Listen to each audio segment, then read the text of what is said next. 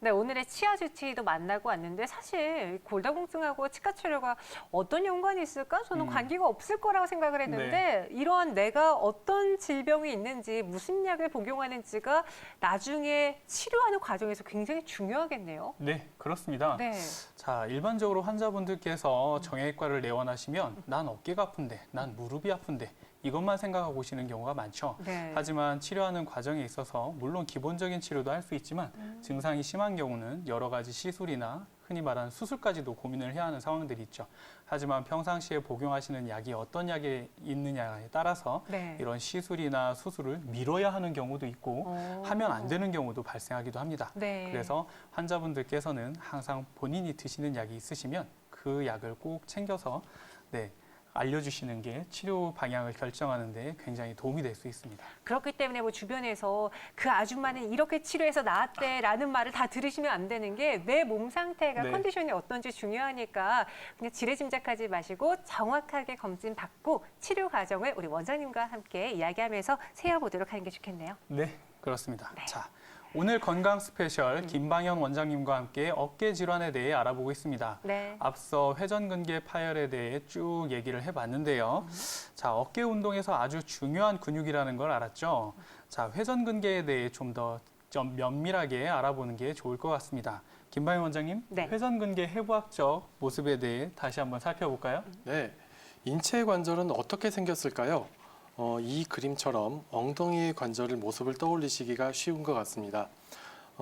이 관절은 우리말 의학 용어로 하면 절구관절인데 한쪽은 공처럼 생겼고 반대쪽은 절구같이 움푹 들어가 있어서 서로 맞물려 움직이는 관절입니다. 어깨 관절도 절구관절의 형태를 띱니다. 다만 절구가 엄청 얕아서 절구라기보다는 작은 접시에 가깝습니다. 다음 사진을 보시면 어깨에서 동그란 공처럼 생긴 뼈는 절구 모양의 뼈에 감싸져 있는 게 아니라 얕은 접시에 그저 얹어져 있습니다. 대신 이 공은 그 가운데 그림처럼 겉에 여러 겹의 근육으로 감싸져 있습니다. 여기서 회전근개는 가장 마지막 사진에서 보듯이 어깨를 감싸고 있는 가장 관절 가까이 피부에서부터 본다면 가장 깊은 곳에 위치한 근육입니다. 네, 이렇게 우리의 근육, 어깨 부분을 확인해 봤는데 저는 근육 사진 나오면은 이게 뭔지 몰라요. 저 같은 일반인들은. 그래서 회전근개가 중요하다라고 하니까 이제 시청자분도 이게 뭔데 중요한데 라는 생각 가지실 텐데 어떤 기능을 하는지 알아야지 좀 이해가 쉽겠어요. 네. 네. 일부에서 회전근개 관련 질환에 대한 내용을 이야기하다가 잠깐 언급했던 내용입니다. 회전근개는 그 이름만 들어서는 어깨를 회전시키는 근육이라 생각하기 쉽지만 사실 어깨를 직접 회전시키는 근육들은 겉에 있는 훨씬 큰 근육들입니다. 회전근개는 그 큰 근육들이 힘을 잘 쓸 수 있도록 어깨를 잘 고정시켜주는 역할을 하게 됩니다. 다음 그림을 보시면요. 좀 전에 어깨는 작은 접시 위에 공이 얹어져 있는 형태의 관절이라고 말씀드렸는데요. 아무런 지지대가 없는 상황이라면 옆에서 공을 밀었을 때 공이 굴러 떨어지기 마련입니다. 우리는 관절이 제자리에서 회전하길 원하지 굴러 떨어져서 어깨가 빠지길 원하진 않지요. 공이 빠지지 않고 회전하려면 지지대가 필요한데 회전근개가 이 지지대 역할을 해주게 됩니다. 그림에서 보듯이 회전근개가 공을 어깨에 바짝 붙여지는 역할을 잘 해줘야 어깨가 고정이 되고 겉에 큰 근육이 힘을 썼을 때 어깨가 회전하게 됩니다. 네. 네, 회전근개는 주로 어깨를 회전할 때 영향을 주기 때문에 회전근개가 찢어지게 되면 바로 이런 동작들에서 통증이 나타날 수밖에 없죠. 네. 자, 이제 좀 더 쉽게 이해하실 수 있도록 이번에는 실제 사례를 보면서 한번 얘기해 보겠습니다. 네, 이 사진을 보시면 옆에 분은 왼팔을 들고 있는 게 아닙니다. 왼팔만 들고 있는 게 아니라 양팔을 모두 있는 힘껏 들어 올리시는 중이십니다. 네. 자세히 보면 오른쪽 어깨 윗부분이 봉긋하게 솟아있는 것을 볼 수가 있는데요.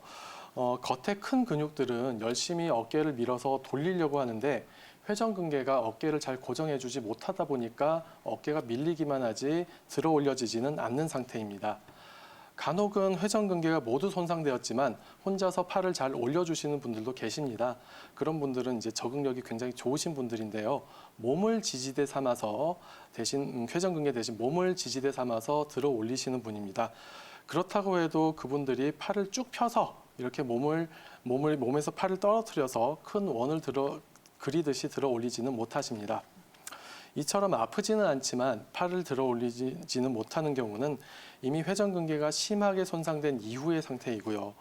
병이 진행되는 과정에서는 팔을 들어 올릴 수는 있지만 힘이 점점 떨어지게 되고 이 과정에서 통증이 동반되기도 합니다. 네, 제가 저 사진을 보니까 생각이 나는 건데 저희 할머님도 네. 예전에 이제 욕실 청소를 하다가 살짝 미끄러지시면서 네, 예. 어깨를 부딪혔는데 처음에는 그냥 간단한 치료로 가능할 줄 알았는데 생각보다 우리 젊은 친구들보다는 그 치유 과정이 기간이 길어지더라고요. 네. 실제로 이제 고령층의 분들이 환자분들이 좀 더 소요 기간이 길지 않을까요? 네, 그렇습니다. 네.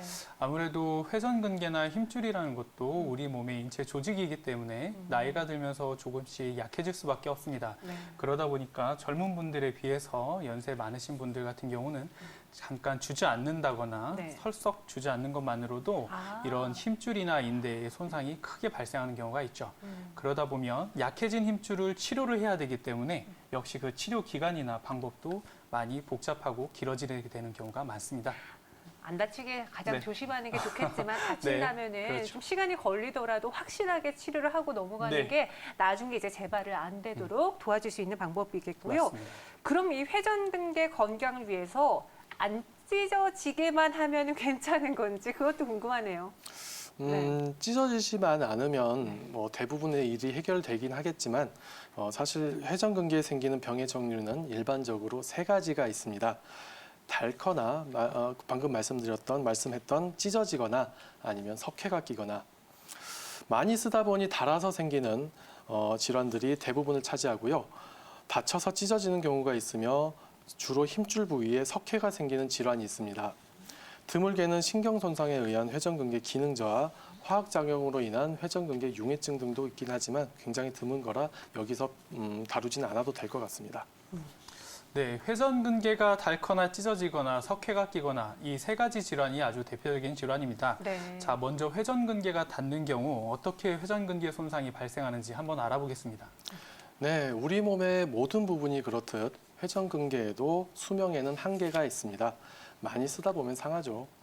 그런데 개인차는 아주 심한 편입니다.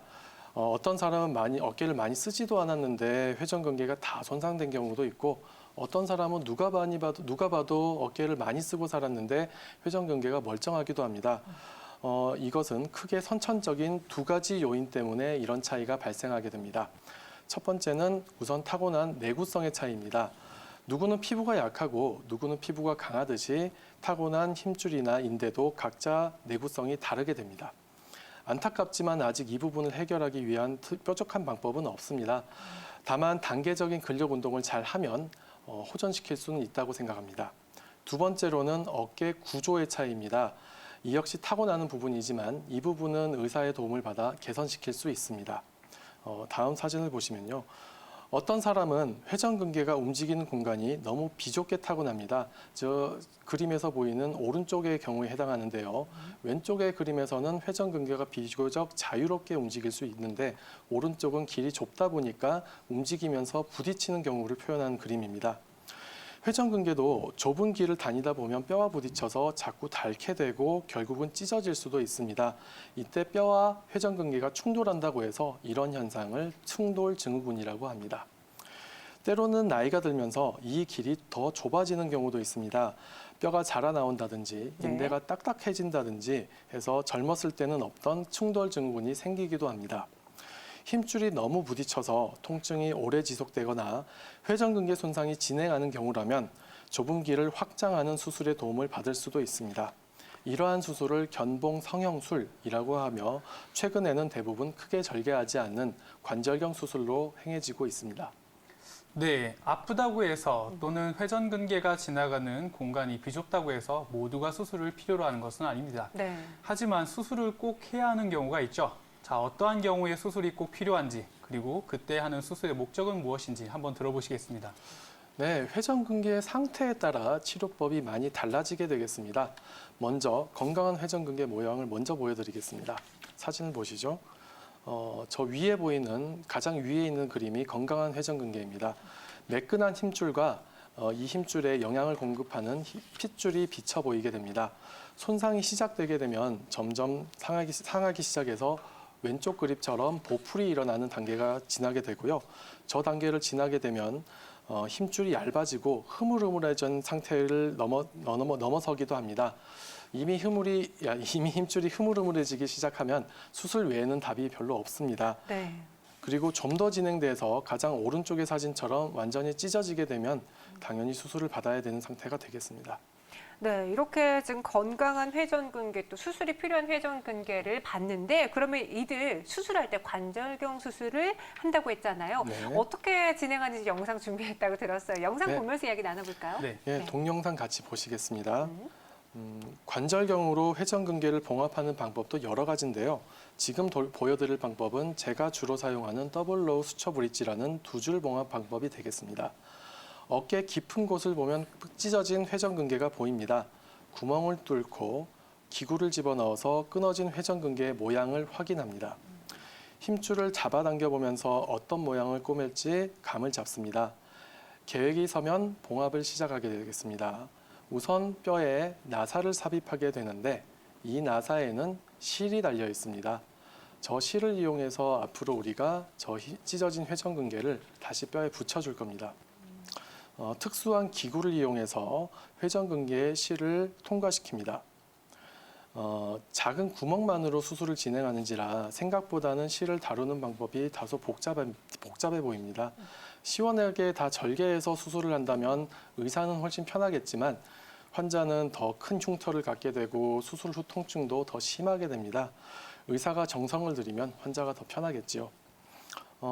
똑같은 방법으로 나사를 옆에 하나 더 삽입하고요. 같은 과정을 반복하게 됩니다. 실은 각각 2번씩 통과시켜 총 4번 힘줄을 뚫습니다. 통과시킨 실을 매듭 짓게 되면 두 줄 봉합 중에 첫 줄 봉합이 완성이 됩니다. 이제 두 번째 줄을 만들 텐데요. 첫 줄 봉합에서 사용된 실을 하나씩 빼서 아래에 고정시켜 주게 됩니다. 여기도 첫 줄을 만들 때처럼 바로 옆에 같은 과정을 반복하게 됩니다. 모든 실이 고정된 후에 완성된 모양을 보시면 마치 힘줄을 그물로 눌러서 뼈에 단단하게 붙여주는 모양이 됩니다. 이런 방식으로 튼튼한 봉합을 만들 수 있습니다. 네, 이렇게 관절경 수술에 대해서 이야기를 나눠봤고 이번에는요 인공관절 수술에 대해서도 저희가 살펴볼게요. 네. 원장님, 네. 어깨 관절도 무릎처럼 인공관절 삽입할 수 있다고요? 네, 네. 어깨에 힘을 거의 주지 못하는 경우나 우리가 가성마비라고 하는 정도의 어깨 병이 진행된 경우에는 인공관절 삽입술 외에는 뾰족한 방법이 없습니다. 다만 인공관절 같은 경우에는 앞서서 우리가 살펴본 바와 같이 관절경 수술로는 행해질 수가 없고 적어도 검지손가락 길이 정도의 절개가 필요한 수술입니다. 네, 이 회전근개 파열 관절증에 대해서 얘기를 나눠보고 있는데 저희가 사진이 준비가 되어 있어요. 정상 관절과 파열된 관절을 보면서 어떻게 어깨 인공관절 수술을 하는지 좀 자세히 들어볼게요. 네, 정살관절 같은 경우에는 네. 사진이 회전근개 파열 관절증 사진을 보여주시면 되겠는데요. 네, 이런 경우에 정상관절 같은 경우에는 저 그림에서 보이듯이 위에 견봉뼈와 어깨 관절이 부딪히지 않습니다. 사이에 회전근개 근육이 껴있기 때문인데요. 회전근개 파열 관절 같은 경우에는 동그라미 친 부분과 같이 견봉뼈와 어깨 관절이 서로 부딪히게 됩니다. 사이에 껴있던 회전근개가 다 파열돼서 사라져 버렸기 때문인데요. 네. 이게 더 오래 지속되게 되면 결국 단순 엑스레이로도 확연히 차이가 보이게 됩니다. 다음 엑스레이 사진을 보여주시면요.